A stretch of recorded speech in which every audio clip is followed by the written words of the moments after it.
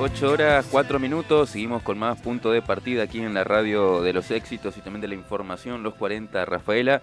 Ya está con nosotros en los estudios Juan Sen, concejal de Juntos Avancemos, quien se acercó amablemente a conversar con nosotros acerca de la agenda legislativa y toda la actividad que viene realizando como edil de nuestra ciudad. Hola Juan, ¿cómo estás? ¿Qué tal, Marcelo? Muy buenos días. Gracias por la invitación. No, gracias a vos por acercarte y felicitaciones por la paternidad reciente. Muchas gracias. Estrenando título hace apenas una semana y días. El sábado se cumplen 2 semanas. Así que felices ahí con Karen con la llegada de Vicente. Así que Disfrutándolo muchísimo. felicitaciones para vos y para Karen por Vicente, le mandamos saludos a ellos también. Y bueno, hoy una jornada bastante intensa con muchos pedidos de informe en el Consejo Municipal. Exactamente. Nosotros con este nuevo cambio de rol también en el Consejo, donde hasta el 10 de diciembre éramos concejales oficialistas, ahora pasamos a ser concejales opositores, nos lleva también a otro trabajo legislativo que nos saca en ese contacto directo que teníamos con el equipo político municipal para poder hacer ese pedido al vecino a través de las minutas de comunicación o los pedidos de informes, como bien vos lo decías. Así que a raíz de eso es que tenemos una agenda muy cargada, que es una agenda de los vecinos. Nosotros lo que hacemos es darle letra, darle voz a ese reclamo de los barrios, de los vecinos, las instituciones, para que llegue al Ejecutivo y muchas veces se transforme en una respuesta inmediata a ese reclamo.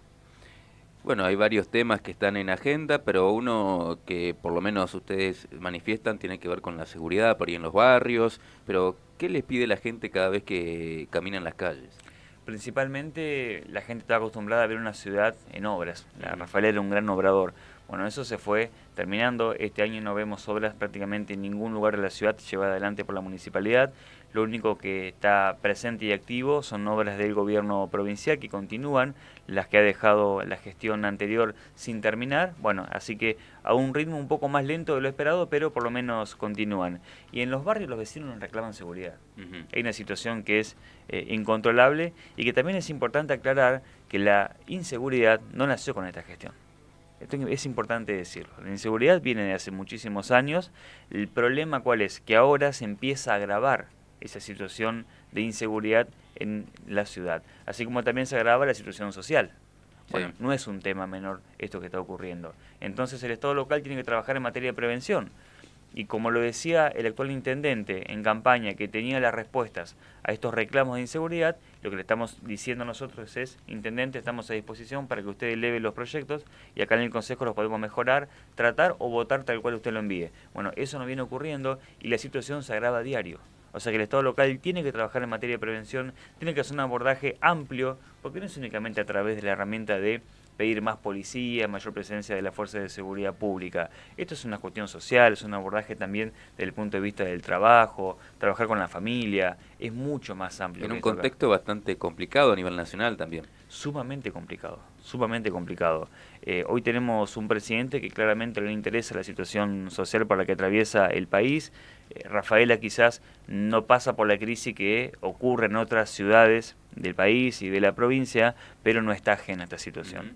Y hay barrios y hay sectores y familias cada vez más vulnerados y esto se viene dando también con un aumento de la desocupación. Ajá. Los datos relevados hace algunos días nomás han mostrado que el nivel de desocupación en la ciudad ha crecido. O sea, la población económicamente activa es mayor ahora con respecto a los datos del año pasado. Eso demuestra que estamos ante una crisis y el Ejecutivo no está sabiendo cómo poder abordarla porque no hay un dato alentador de que se puede decir que la municipalidad se está frenando o trabajando en esa materia. Y también se supo de algunos despidos, si bien por ahí no son tantos como se podría esperar, pero hubo despidos en la ciudad. Hubo despidos. Nosotros cuando tuvimos la sesión hace 3 semanas más o menos, o un mes ahí en el Consejo, donde participaron vecinos, docentes, miembros de la CGT Rafaela, uno de los afiches que tenían eran los 200 despidos que hay en la ciudad.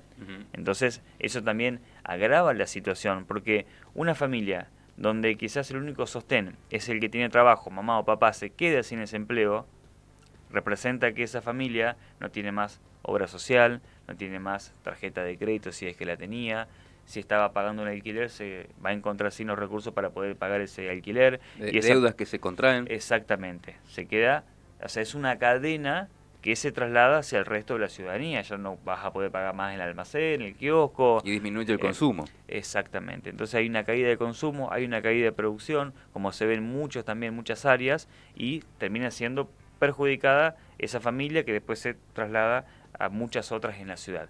Por eso hay que estar muy atentos a esta situación de despidos en la ciudad. No es un tema menor. A veces parece que es un número chico cuando dicen 200, pero únicamente de un gremio. Bueno, hay que revisar también de los otros gremios. O sea, no hay que esperar a que le tenga que pasar a uno para realmente ocuparse de la situación. Hay que ser un poco más empático esto acá. Hay que trabajarlo, hay que buscar soluciones innovadoras a temas complejos. Pero nada de eso es lo que nosotros vemos que la municipalidad esté haciendo. ¿Cómo es la relación con el Ejecutivo y con el oficialismo en el Consejo? Buena. Con el Ejecutivo prácticamente no hay un vínculo de consulta permanente, por más que hemos sido parte de la gestión, para ver cómo resolver algunas cuestiones. Entendemos, ellos tienen su propia impronta, pero nunca hemos recibido nosotros un mensaje de parte del intendente para consultar o pedir concretamente sobre el tratamiento de algún tema. Sí lo hemos tenido algunas veces con Germán Botero, quien ha sido también colega en el Consejo, o sea que tenemos un vínculo permanente. Aparte Germán es una persona del diálogo, del consenso, y nosotros aplaudimos eso, así que siempre ha sido bienvenido Germán cuando ha pedido alguna reunión con el bloque para algún tema puntual, como la extraordinaria, y hemos trabajado en esa línea. Con los concejales del oficialismo tenemos un buen diálogo, las diferencias son siempre políticas, pero obviamente cuando termina la sesión queda todo en lo político y no se traslada a lo personal, o sea que el vínculo es bueno y digamos se fracciona un poco ese vínculo cuando estamos en sesiones complejas como Hubo por ahí algunas tensas en el último tiempo. Sí, muy tensa. La última fue cuando nosotros propusimos que se frene el aumento de la tarifaria, de la tasa municipal, porque va a estar llegando a un 300%, y el Ejecutivo nunca vino a decir para qué quiere los recursos. Incluso entendemos que incumple algunas normas, porque la tasa es únicamente para prestar la contraprestación a lo que le paga el contribuyente para garantizar los servicios. Bueno, nunca el Ejecutivo fue a decir cuántos recursos tiene, cuánto cuesta realmente el sostenimiento de la tasa del servicio ese, y cuando presentamos el proyecto, los concejales del oficialismo lo que han hecho es intentar livianamente de defender algo que era indefendible y que únicamente lo pudieron sostener a través de los votos como mayoría que son en el Consejo. Y ustedes, si bien, bueno, desde el Consejo por ahí no es la misma mirada que en el Ejecutivo, pero ¿qué notan en este cambio de gestión en materia de diferentes políticas públicas? Bueno, cada gestión tiene su narrativa, pero más allá de eso, ¿consideran que esta nueva impronta del oficialismo se retrotrae de alguna área o también le da continuidad a los programas ya existentes? No hay ningún programa nuevo que esta gestión haya realizado, incluso está subejecutando las partidas presupuestarias, lo cual es grave, eso no habla bien de la gestión, pero entendemos que también Leo está aprendiendo a ser intendente, entonces él nunca fue parte de un ejecutivo, al menos de este tenor, entonces entendemos que está con eso. Nosotros, obviamente que desde el bloque opositor reclamamos que se ejecuten las partidas presupuestarias, que se lleven adelante los programas que son muy importantes para la ciudad. Pero bueno, a veces lo logramos y muchas otras veces no lo estamos logrando. Pero solo resta con recorrer la ciudad y ver que tenemos espacios públicos con basura, con falta de cuidado y mantenimiento, bueno, ahora se viene el verano y ojalá que el pasto lo corten, que no pase lo que ocurrió el año pasado. Vemos que no hay obra pública, está totalmente paralizada la obra pública en la ciudad. Vemos también que el intendente no acompañó cuando hicimos un reclamo para que vuelvan los 48 efectivos de la PAT que se fueron hace algunos meses de Rafaela. No nos acompañó cuando reclamamos para que los fondos para la construcción de las 219 viviendas en el barrio 42 vuelvan a la ciudad porque se fueron a Rosario, tampoco lo hizo. No están continuando las obras de los 48 departamentos del barrio San José, quedó totalmente paralizado. Las 27 casas del barrio de Abril, que están en un 70%, tampoco han continuado. Entonces ahí nos sentimos un poco solos a la hora de reclamar y de defender a Rafaela, porque lo vamos a seguir haciendo. Y en áreas como producción, donde había muchos programas en el que el Ejecutivo acompañaba por ahí en el diálogo permanente con el sector privado, en áreas vinculadas, por ejemplo, a las políticas sociales, donde había programas de acompañamiento de las infancias, ¿cómo ves eso? Producción es una de las secretarías que más recursos tiene y creo que es la que más trabajo está demostrando. Si bien no es como nosotros quisiéramos, entendemos que Patricia hace todo lo posible con lo que tiene. Ajá. Porque también termina respondiendo a una decisión política que la supera a ella. O sea, no tenemos nada nosotros con ningún secretario, con ningún funcionario municipal. Sí nos gustaría que realmente se implementen todos los programas que el Consejo votó a través del presupuesto municipal 2024. Porque si no, ¿para qué votamos un presupuesto donde uno presupone lo que el Estado va a hacer y lo que la ciudadanía hace a través de nosotros con el voto? Es decir, bueno, yo los voto para que ustedes hagan esto. Entonces, si se vota esa ley, esa ordenanza para todo este año y después no se cumple, bueno, hay un incumplimiento claramente de la ejecución presupuestaria. Nos gustaría que se implementen todos los programas, eso no lo estamos viendo y por eso te decía antes que hay que innovar quizás muchos otros programas porque la situación social del país del año pasado a la de ahora es distinta y seguramente la del año que viene va a ser distinta también. Entonces hay que trabajar en ese nuevo presupuesto que tienen que presentarlo ahora el 30 de septiembre para ya empezar a desglosarlo y ver cómo lo votamos antes de enero para que el Ejecutivo tenga su herramienta. Pero como te digo, seguramente el nuevo presupuesto va a tener la impronta de esta nueva gestión, pero mientras tanto no se está cumpliendo el que votamos el año pasado para este año. ¿Cómo ves la coyuntura provincial, la gestión de Puyaro y cómo ves que se viene el panorama a nivel nacional? El año que viene hay elecciones en todo el país y bueno, muchos ya están empezando a mover las fichas. Veo un gobernador con su propia impronta, que conduce, que es pragmático. Me sorprendió para mal esta ley que mandó de emergencia sistema previsional, donde termina afectando a todo el sector público, provincial, empleados como los docentes, los policías, los empleados judiciales, bueno, todo aquel que cobra la caja de jubilaciones de la provincia, y no veo un gobernador que esté reclamando a Puyaro el veto que terminó perjudicando, el veto de la ley nacional que terminó perjudicando a la caja provincial. Entonces, no me gusta este gobernador que ataca al bolsillo del jubilado, a los más de 100.000 jubilados que tenemos en la provincia, pero que contra el fuerte no le reclama que mande los recursos para evitar el tratamiento de esta ley. Esta ley que tiene una cláusula transitoria que establece que si el Estado Nacional eleva la edad jubilatoria, por simple decreto, el gobernador también lo puede hacer acá en la provincia. Es como que el signo de época es el ajuste, lo pagan los jubilados. Está claro que es así. Lo mismo lo viene diciendo Milei, lo reconoce sin problema y aparentemente Puyaro va en esa misma línea. Nosotros claramente no acompañamos esto, por eso ingresamos un proyecto el día de ayer en el Consejo Municipal que va a ser debatido en comisión el día lunes para ser votado el día jueves, donde le reclamamos esto que te acabo de decir al gobernador Maximiliano Puyaro, que revea la ley que mandó a la legislatura, su tratamiento, que no se vote en detrimento de los jubilados, de los pensionados de la provincia. Pensemos que estamos pidiendo que se cuide a aquella persona que cuando vamos al hospital nos atiende, nos puede salvar la vida, a la persona, a ese empleado público que hace que acá tengamos la luz, a ese empleado público que nos cuida en las calles porque es un policía. Bueno, a cada uno de ellos le estamos cercionando, por llamarlo de alguna forma, no quiero ser tan duro, un derecho futuro muy importante, que es la jubilación. Porque no es que gente que trabajó muchos años al servicio. La gente trabajó para eso. La gente trabajó para tener un retiro garantizado y planificó su vida en base a que cuando se jubile iba a contar con ese recurso para después sobrevivir o vivir el resto de su vida. Bueno, no se pueden cambiar las reglas de juego así tan rápido. Se necesita de un tratamiento mucho más amplio, juntando a todos los actores. En Rafaela no hubo reuniones, no se le consultó al empleado público, hubo sí trabajo con algunos gremios, pero ese trabajo no se vio reflejado después con lo que los gremios proponían. Se los escuchó, le dijeron ustedes qué proponen, y cuando le preguntaron ¿y cómo va a ser? ¿Cuál va a ser la alícuota? No hubo respuesta a eso.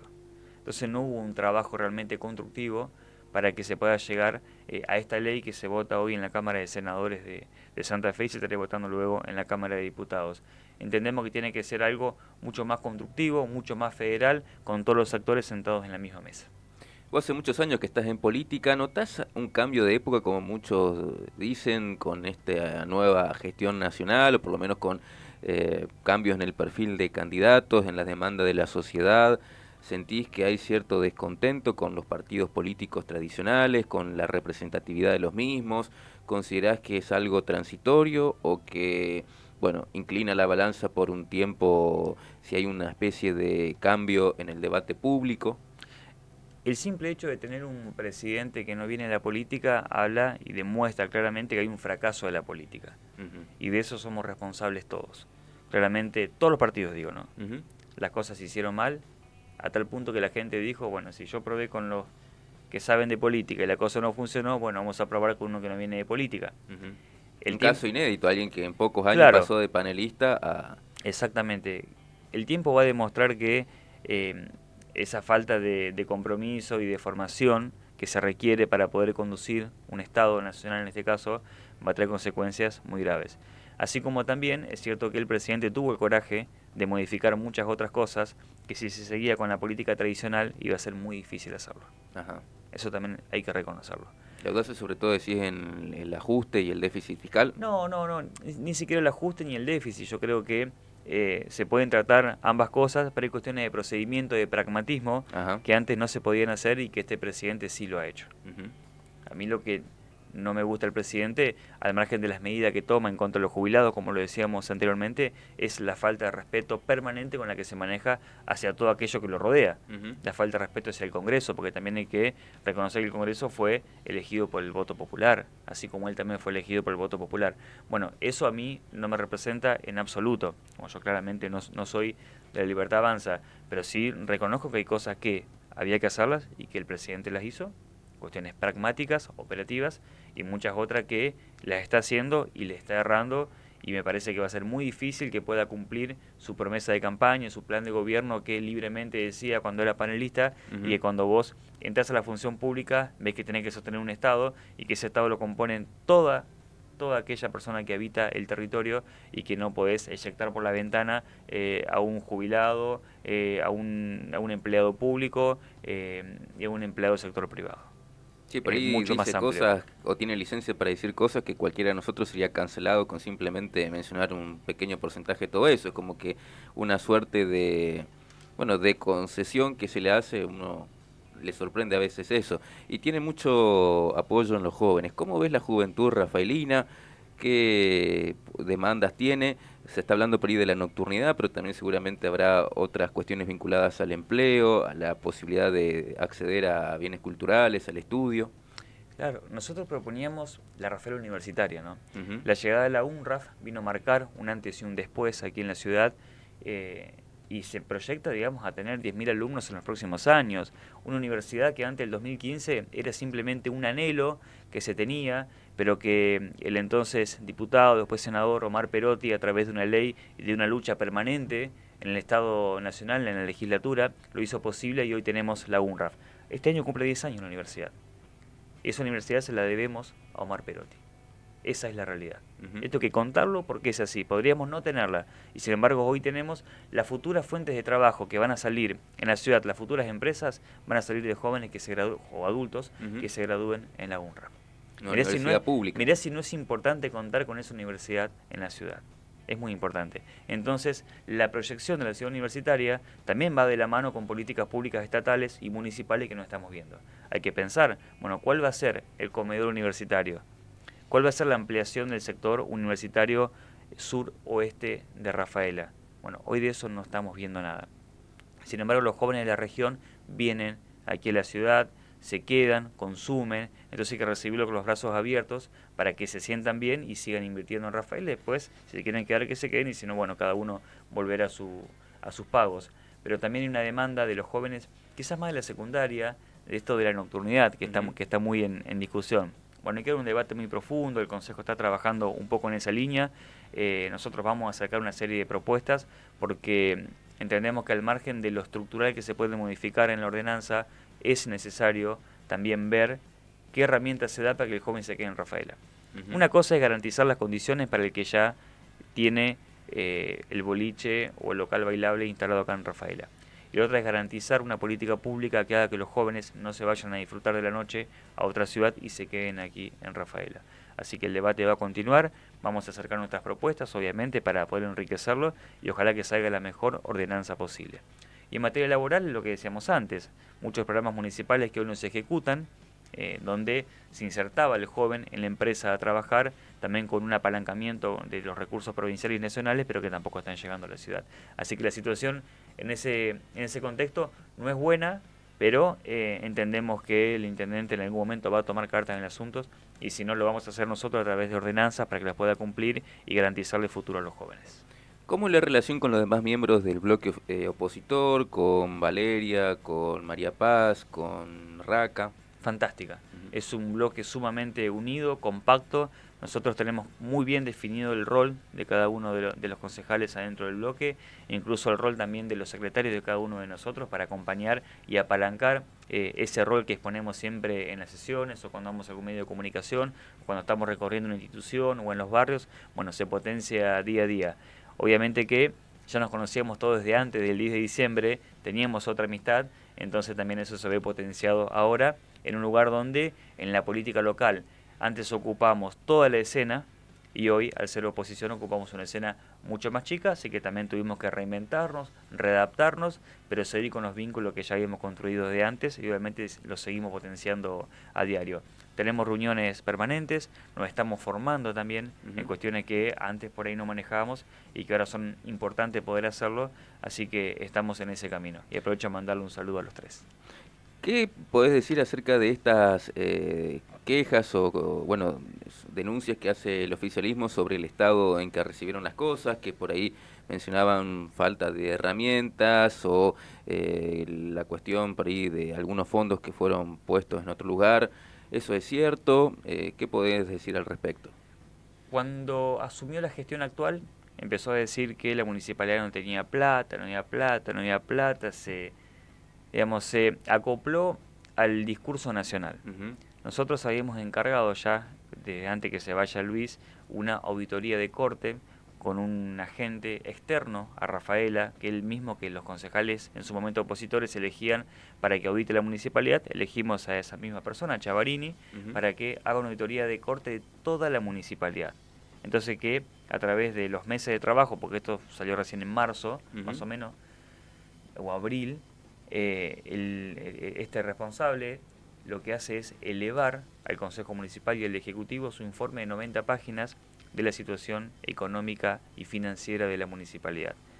En ese informe quedó demostrado que el exintendente Luis Castellanos, antes de irse, deja en la municipalidad $1,500,000 y deja 1.700 millones de pesos, de los cuales quedaban los recursos para dejar la municipalidad a cero, o sea, para cubrir lo que es deuda flotante, que es la deuda que está permanentemente ahí a la vuelta, es la que tienen que pagar a fin de mes, claro.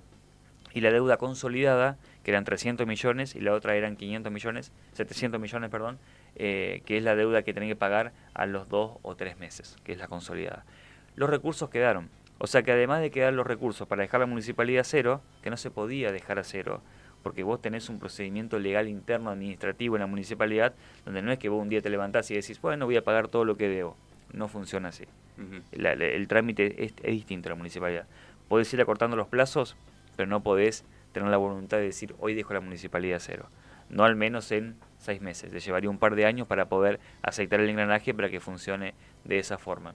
O sea que queda $1,500,000, quedan estos 1.700 millones de pesos. Si descontamos lo que era de deuda flotante y consolidada, quedan todavía 700 millones de pesos y ya los salarios pagados.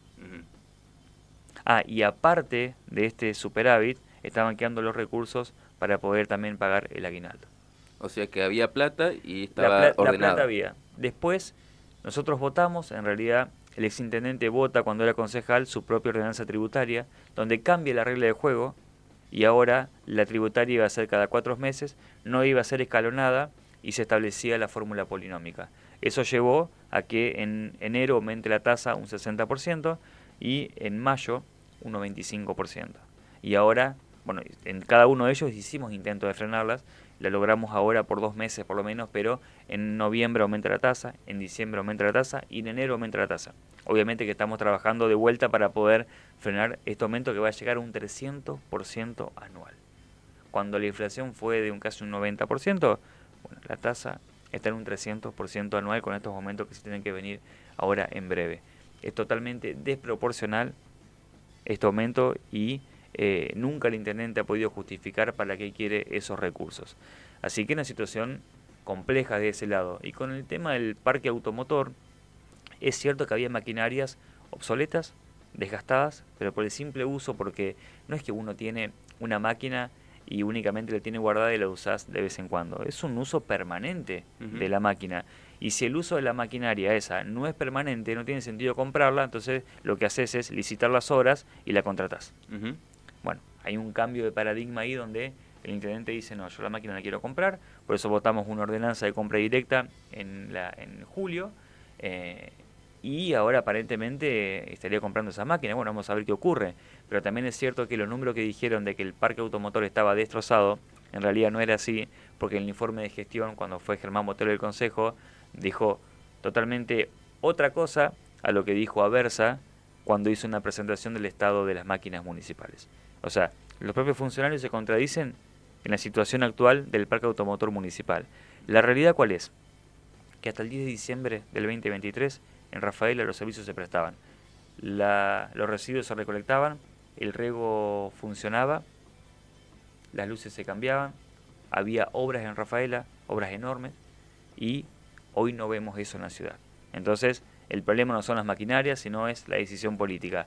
La decisión es de quién comanda, quién conduce.